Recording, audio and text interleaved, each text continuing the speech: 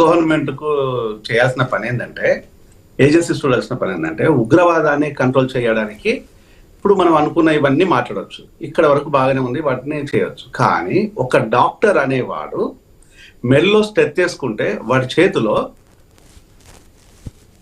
ఒక సిరంజి వెపన్ గా మారిపోతుంది, ఒక టాబ్లెట్ వెపన్ గా మారిపోతుంది, ఒక సిరప్ వెపన్ గా మారిపోతుంది, ఒక ఇంజెక్షన్ వెపన్ గా మారిపోతుంది. అంటే ఇక్కడ జరుగుతున్నది ప్రతిదీ కూడా అనుమానించాల్సిన పరిస్థితులకి మనం ఇప్పుడు ఉన్నాం. అంటే ఎంటైర్ కన్ఫ్యూజన్. ఒక మెడికల్ డాక్టర్ గా మనము ఒక మనిషిని బ్రతికించడానికి ఎంత బ్రెయిన్ అయితే మనము వెచ్చించాల్సి వస్తుందో, ఆలోచించాల్సి వస్తుందో, ఎంతైతే మనము కష్టపడాల్సి వస్తుందో, చంపడానికి అంత కష్టపడాల్సిన పని లేదు. ఎందుకంటే they are well qualified doctors.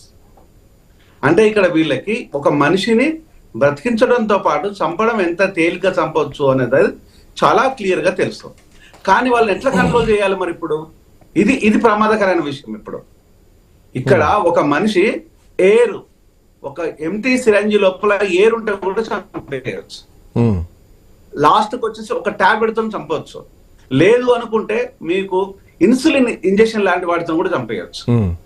అంటే ఇక్కడ ప్రతిదీ కూడా ఇక్కడ వెపన్ లాగా మారిపోతుంది.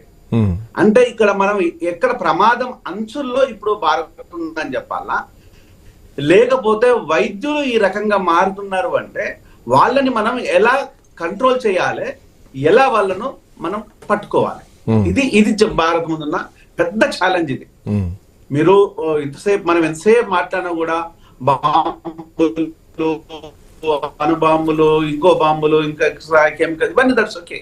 కానీ దానికి మించి వీళ్ళు చేస్తున్న పనులు ఇవి. ఎప్పుడైనా గుర్తుపెట్టుకోండి, సొసైటీ లోపల ఒక డాక్టరు, ఒక లాయరు, ఒక police officer anti social elements గా మారిపోతే వాళ్ళని కంట్రోల్ చేయడం చాలా కష్టం, ఎలిమినేట్ చేస్తే తప్ప. ఇక్కడ ఎంతమందిని ఎలిమినేట్ చేద్దాము, ఎట్లా కంట్రోల్ చేద్దాం అనేది ఈ రోజు మనకు ఒక ఛాలెంజ్.